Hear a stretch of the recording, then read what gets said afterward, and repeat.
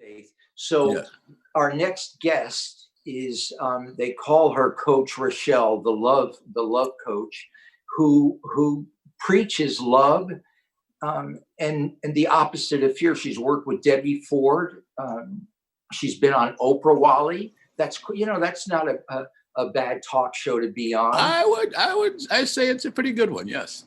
And I have to say, from the moment I met her, she held our visions. She held the vision of the Global Vision Conference. She came up, I have it on film, and she says, I hold this vision with everything inside of me. And she's been in the green room stirring things up all afternoon. So I see Victor's motioning me. She's coming in, and we're going to welcome Rochelle, Coach Rochelle. There she is. Woo, woo, woo. Coach Rochelle, listen, she's got a lot of energy, man. A lot of energy in the green room. She was lighting it up back there. I am lighting it up, baby. I love it. Exactly. I love it. You like my pineapples? It goes right to God. I love it. I love it. Rochelle, where did your vision of being a coach that teaches about love and relationships come from? Because I never had it. Growing up, I never had the love. I never had the support. So it was, God, a couple of years ago, because, I always worked in shadow work. But what had happened was I said to God, you got to tell me what my purpose is here, because I don't know anymore. And this little beautiful voice said to me, you're here to teach love. And I thought, really? But it made so much sense, because what you need to heal is what you need to teach. And so in this process, I had to learn to love myself, because I went outside myself to get the love. And it never worked, looking for love in all the wrong places. So I had to bring it back to myself. And that's been a huge, huge, huge journey of love and self-care. And you keep finding your voice. I mean, just the last 6 or 7 weeks, you're on fire. Let's talk about that too, because you've actually gone from I'm going to rebrand you. Right. You were love coach Rochelle, but you're fire, flaming love. You're flaming love. You are burning love on the screen, on the internet, in your personal sessions with people.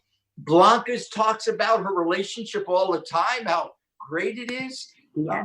You somewhere, since I've known you in these past 7 or 8 weeks, I have just seen you blossom. It's actually, no, you're already bloomed, but there's something about the fire in your voice that is so powerful. What was it where did that happen? Where did you decide to just totally let the flames out?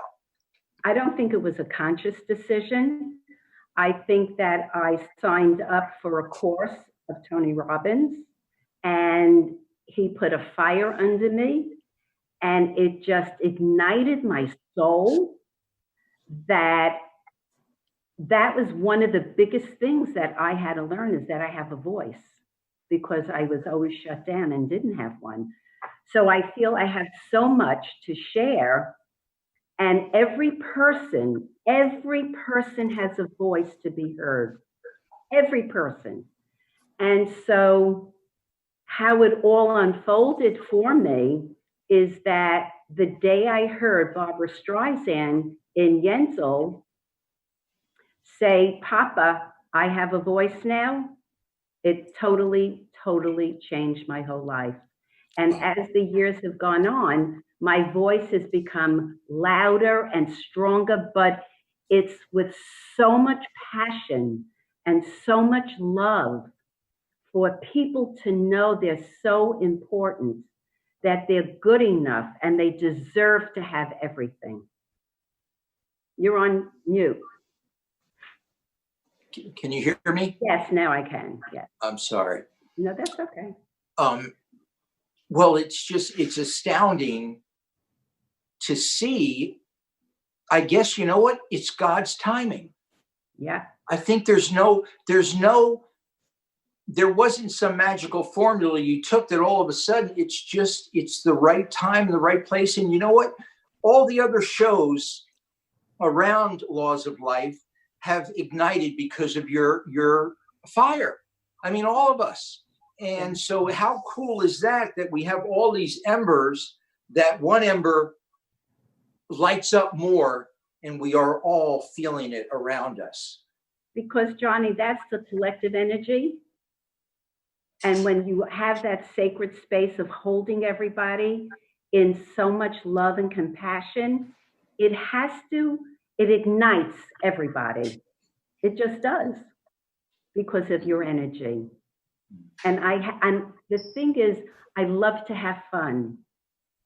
And I have a lot of courage to come on and look like really silly, and I don't care. I mean, because I decided that I have to look at the world differently now. So I got these glasses and I look at life through the sun, through all the love.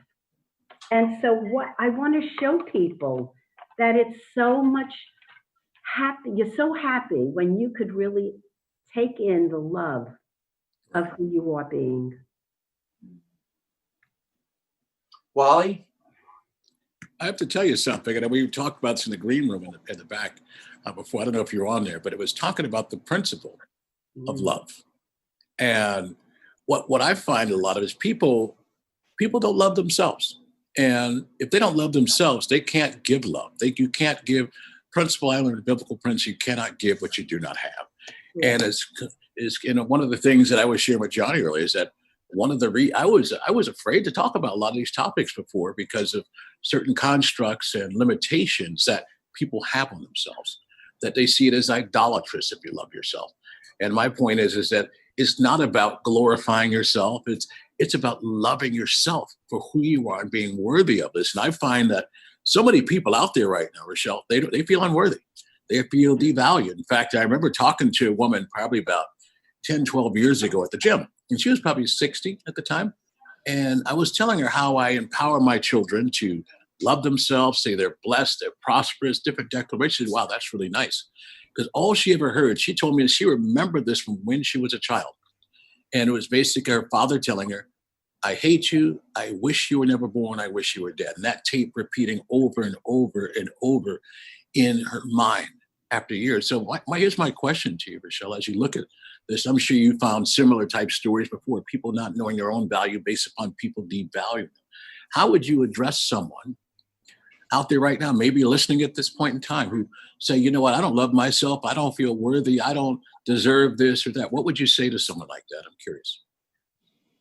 Let's get together and recreate your story, because it's a story that we bought from all these little trinkets that we picked up as beliefs.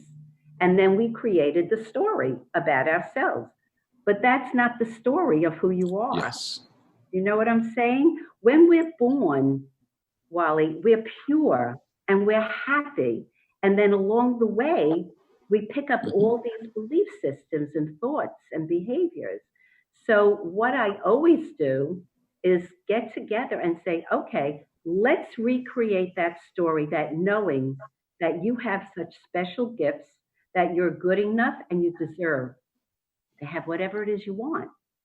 And we crush it. We crush that old story. And that's what I would say. So basically changing the narrative, what's being repeated in our own mind that was implanted by someone else after, and taking away the purity in a sense of who we are and who we were placed to be here on this planet. Thank you for sharing that. Hey, Rochelle, before you go, I'll let you give a promo for another holy woman who embodies love, who you just connected with magically, which is Dr. Yelena, is coming on at 4. Oh boy. Tell us your experience with her and give her a promo She's going to be coming on in 2 hours. Tell me, give me her feedback, because I work with a lot of people, Johnny. So just refresh my memory with the doctor. She was the one on your show 2 months ago. A Women of Peace. Women of Peace. You sure she was on my show, honey? You know what? I could be wrong. I could be wrong. You know what? It's all love. It's all love. It is love, no matter what, because love is universal. It's all love. It's all universal. I've gone, what time is it now? 2 o'clock? What time is it? 1:58. 1:58. So I've been in this chair since 8 o'clock. So what time, how many hours is that? So I'm allowed to get the wrong show for my star. And this is our show. And you guys love me no matter what, right? Oh my God, Johnny, I would love to have her on my show, The Laws of Love. I mean, you know, that's what that's about. Yes. You know, and that's what teamwork is about. You know, that's what I love about teamwork, because we have a team here that is speaking and doing the impossible. We're gonna feed and clothe every child on the planet by the end of the decade. And it's never been done in the history of the world. How old is this world? I don't know. But since it's been done, don't you think God would be happy with us if we do this? Well, that's our vision. And we're doing it. And we have a team. And I have a team that if I fumble, like I just did, someone else is going to pick the ball up and keep running it downfield. Exactly. And that's what we have here. And that's why I love you, Rochelle, and the start of the Global Vision Conference in January, when you held my hand and you looked up at me and you said, Johnny, I hold your vision. It's going to become a reality. I'm behind you. And here you are 6 months later on our show, on the conference. Thank you. We love you. What an honor, Johnny, to hold the space for you. And then globally, because it is happening. It's already done. It's just moving. Bingo. Yes. It's done. And I've always liked to say, at the end of anything, we can, we will, and you watch us. Woo! Bring it, girl. Bring it. That's the truth. Yes. That's absolutely. The truth. And I adore you all. I love you from the bottom of my heart. I really do. Thank you. Love you. Thank you. Love you back.